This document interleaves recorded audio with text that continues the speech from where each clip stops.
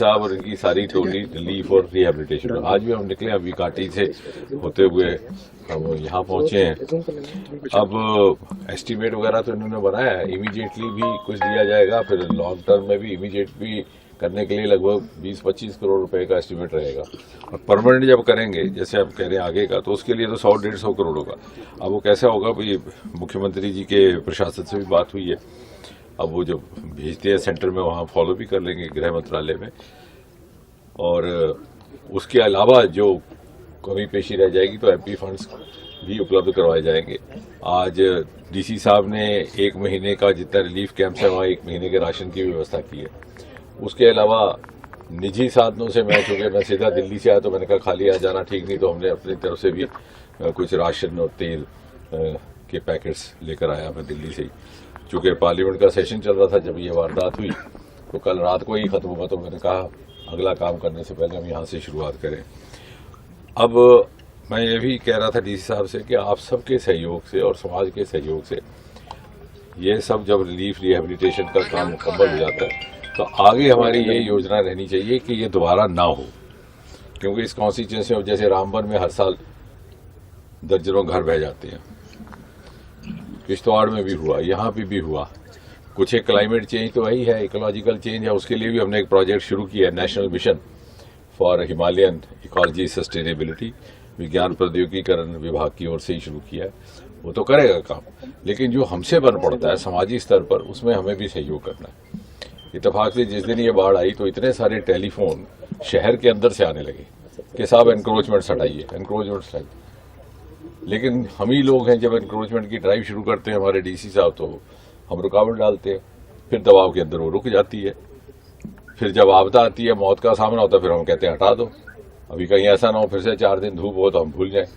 लेकिन हमें ये अपने लिए नहीं तो अपनी संतान के लिए, अपने बच्चों के लिए, क्योंकि ये ऐसी एक प्राकृतिक आपदा है कि इसके ऊपर एक तो क्लाउड बर्स्ट एक बड़ा सडन फिनोमेना है। बारिश का फोरकास्ट तो आजकल आईएमडी कर रहा है, यहाँ की बारिश का भी फोरकास्ट हुआ था कि जिस दिन हुआ उसके भी अगले 2 दिन रहेगी। लेकिन क्लाउड बर्स्ट जो कि लोकल फैक्टर से होता है, वहाँ जो टेम्परेचर मॉइस्चर की वजह से जो हवा कंडेंस हो जाती है, तो उसके लिए कुछ एक जो वातावरण में परिवर्तन हो रहा है वो तो है ही है। लेकिन हम क्या रोकथाम कर सकते हैं, जैसे यहाँ से इतना पानी बहता हुआ आया, कई जगह ऐसा है कि जहाँ निकास की गुंजाइश नहीं है।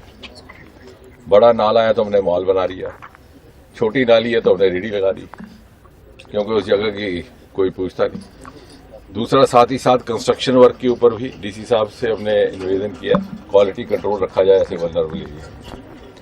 ये जो पुल यकदम बह गए हैं उनका कितना क्वालिटी कंट्रोल मॉनिटरिंग रहा ड्यूरिंग कंस्ट्रक्शन इंजीनियरिंग विभाग की ओर से, उनके ठेकेदार कौन थे और कितनी ज्यादा उसमें राजनीतिक दखल था ठेके देने में, इसकी भी तहकीकात की जाए।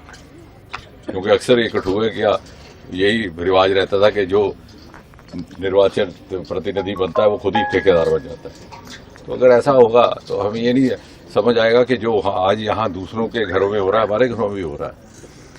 जिस ठेकेदार ने या जिस राजनीतिक नेता ने इस तरह का सब स्टैंडर्ड पुल बनाया होगा, कल उसके बच्चे भी उसी पुल के ऊपर से गुजर के जाते होंगे, तो रिस्क तो सबके लिए है। तो ये सब बातें प्रशासनिक स्तर पे जो हो सकता है हो रहा है। मुख्यमंत्री की सरकार भी पूरा सहयोग कर रही है, हमारे कार्यकर्ता भी उसी दिन से लगे हैं। सेशन के दौरान हुआ तो मैं आ नहीं सकता था, 2 ही दिन के बाद जैसे ही सेशन मैं भी पहुंच गया। लेकिन हम सबको जब तक मिलकर नहीं करेंगे तो मुझे ये डर है कि बार बार कहीं हमें इन मुसीबतों का सामना न करना पड़े। लेकिन मुझे यकीन है कि इस प्रकार की जब जागरूकता आई है पिछले 2-3 दिन में, लोगों ने स्वयं आकर के कहा कि हम आगे से बड़े अनुशासनबद्ध तरीके के साथ प्रशासन के साथ सहयोग करेंगे। वो अभी भी हम लगे हुए हैं जितना। डॉक्टर साहब, कल हम जब सेंटर में गए थे, आप ही घाटी में, क्या उन लोगों का एक ही सवाल था कि आखिर कब तक हम इन सेंटरों में रहेंगे? नहीं, उसका तो अभी देखिए फौरी तौर पर तो और कोई विकल्प था नहीं, कहीं ना कहीं तो उनको पहुंचाना था। तो ये तो प्रशंसा के लायक है यहाँ का जिला प्रशासन के, तुरंत उनको जहां जहां संभव हो सकता था पहुंचाया गया। अब जल्द ही उनके मकान बनाने की भी व्यवस्था होगी, जहां जहां जमीन की जरूरत होगी जमीन की भी व्यवस्था होगी, लेकिन उसमें थोड़ा समय लगेगा। लेकिन लोगों ने खुद भी आकर के जो ताउन किया है, जो सहयोग किया, मैं आपके माध्यम से उसका भी अभिनंदन करना चाहता हूँ। कठुआ वासियों ने जिस तरह से घरों से बाहर निकला है, प्रशासन को कई बार समय लगता है। और वो एक तो प्राकृतिक आपदा थी, ऊपर से प्राकृतिक वातावरण भी ऐसा था कि बारिश बड़ी तेज चल रही थी। तो आगे के लिए ऐसा ना हो, कम से कम ये संकल्प हम करें। लोगों के घर में अभी भी मलबा है, तो अभी तक कोई जेसीबीज नहीं पहुंची है वहाँ पर। वो काम जारी है। दरअसल बारिश की वजह से जेसीबीज का भी पहुंचाना, मुझे उस मामले में आपने बात की है तो इंडियन आर्मी को भी एक्नॉलेज करना है। यहाँ पर भी किश्तवाड़ में भी हेलीकॉप्टर्स में इक्विपमेंट भर दिया गया, लेकिन हेलीकॉप्टर 2 दिन जा नहीं सके। हम भी रातों रात यहीं से गए 10 घंटे गाड़ी चला के, लेकिन रातों रात Indian army, Indian air force, CRPF ने ट्रकों में लाद करके इक्विपमेंट वहां पहुंचाया। वहां पहुंचने के बाद जब ये कहा गया कि नहीं, बीआरओ का इक्विपमेंट भी चाहिए, क्योंकि उनके पास उस तरह से रहता है मलबा साफ करना, तो बीआरओ ने भी अपना इक्विपमेंट रातों रात बारिशों में। इसी तरह यहाँ पर भी इंडियन आर्मी का बहुत सहयोग रहा है, न सिर्फ रिलीफ, रिहेबिलिटेशन और मलबा साफ करने में, बल्कि हॉस्पिटल फैसिलिटी भी देने में उनका बहुत सहयोग रहा है। सर, भारत का हम जम्मू भी आए थे तो वो बीच में जगहों पर नहीं पहुंच पाए, लोगों ने कुछ नाराजगी भी जताई है। नहीं, मुझे लग रहा है ऐसे मौके पर अगर लोग नाराज हों भी तो उसको बुरा नहीं बनाना चाहिए। अब लोग जनप्रतिनिधि हैं, जनसेवा के लिए उतरे हैं। जिसके घर में पानी आया उसका स्वाभाविक है। अब मैं तो इतने साल अस्पताल में काम करता रहा हूँ, हमारा कभी किसी से झगड़ा नहीं हुआ, क्योंकि जो मरीज आता है उसके साथ जो भी अटेंडेंट होता है वो गुस्से में आता है, वो फ्रस्ट्रेटेड होता है वगैरह। अस्पताल की नहीं जी सारे जो, अब आप भी उसके साथ लड़ पड़ेंगे तो आप में उसमें क्या फर्क पड़ा। तो मुझे लगता है उस बात को भी संवेदना से लेना चाहिए, उसमें बुरा नहीं बनाने की बात है। जिसका घर तबाह हुआ है, जिसका नशेबंद तबाह हुआ है, जिसको नुकसान पहुंचा है, जिसके घर में कोई दुर्घटना हुई है, कैजुअल्टी हुई है, उसको तो इतना मार्जिन देना पड़ता है। मुझे नहीं लगता कि प्रशासन उस बात से प्रभावित होगा। हम अपना काम उसी तरह से जारी रखेंगे। ऐसा भारत है, लेकिन अभी तो ये पहले से ही सतर्क है, लेकिन मुझे लग रहा है कि ऐसे मौके पे लोगों को भी थोड़ी सी सतर्कता बरतनी रही। डॉक्टर साहब, एक सवाल रहेगा, क्योंकि वीडियो काफी ज्यादा वायरल हुई। जब ये तूफान आया, जब बाढ़ आई, तो लोगों का कहना था, वहां के जिनके घर से जाने चले गए, उनका कहना था हम कॉल्स करते रहे, कोई फोन नहीं उठाया, ना तो पुलिस ना तो कोई प्रशासन का अधिकारी वहां पर पहुंचा। मैं ये कह सकता, लेकिन मुझे सबसे पहले फोन किश्तवाड़ का भी सबसे पहले मुझे ही आया था, और यहाँ का सबसे पहले मैंने ही रेड किया, क्योंकि किश्तवाड़ का अब लगभग 12:15 बजे हुआ, तो 12:30 बजे बल्कि मैं एक प्रेस कॉन्फ्रेंस में बैठा था, तो 1-2 बार फोन आया, मैंने उठाया नहीं।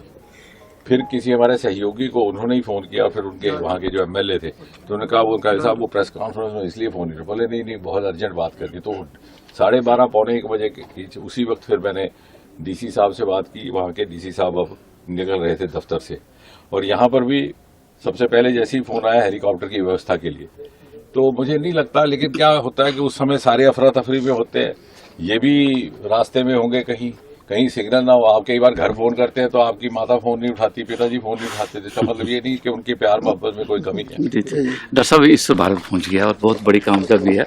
अभी हम साउथ पोल पे जा रहे हैं। वो इसी वजह से वो भी एक हमारे लिए मसरूफियात थी कि हमारे जो एस्ट्रोनॉट थे शुभांशु शुक्ला, उन्होंने उसी रात को 2 बजे की फ्लाइट से आना था, और मेरे पास केवल 36 घंटे थे, तो और कोई चारा नहीं था।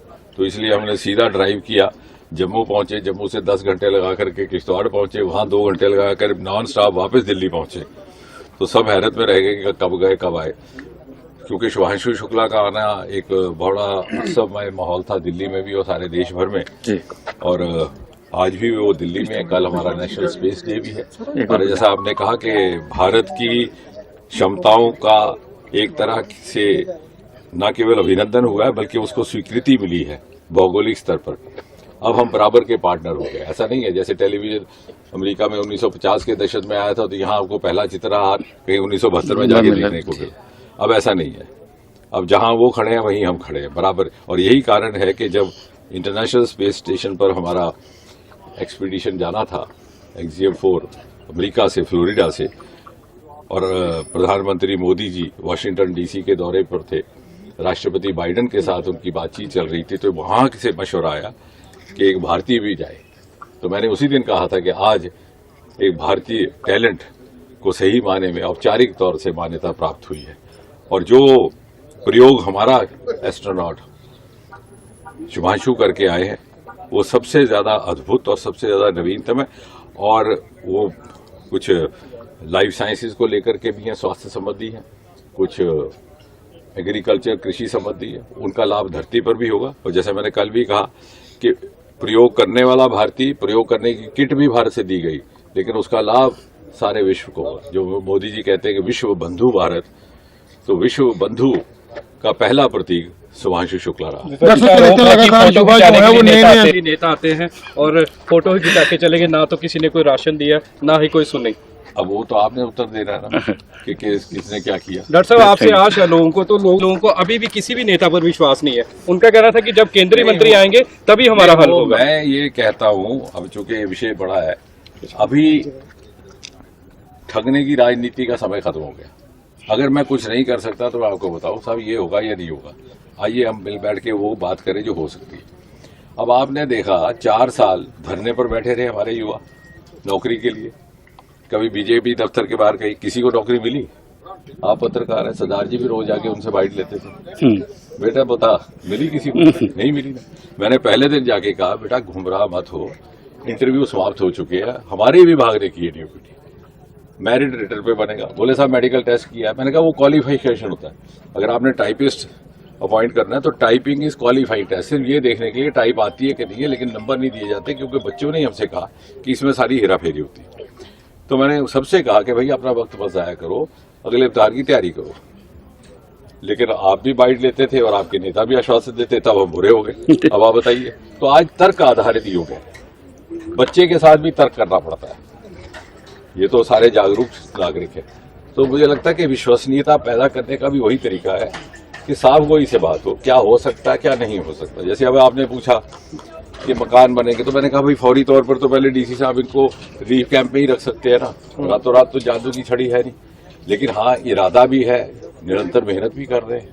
और आपसे भी ये निवेदन है, जहां आपको लगे कि कुछ हो सकता है नहीं हुआ, ये बातें होती है हमारे ध्यान से नहीं आ पाए, या आप कुछ ऐसी इनपुट दें कि नहीं डॉक्टर साहब ऐसा करते तो ज्यादा अच्छा होता, कम से कम मेरे स्तर पर हमेशा उसका अभिनंदन रहेगा। हमें कभी बुरा नहीं लगता कि हमारे को कोई इनपुट दी जाए या कुछ ऐसी बात समझाई जाए कि नहीं साहब ऐसा होता तो अच्छा होता।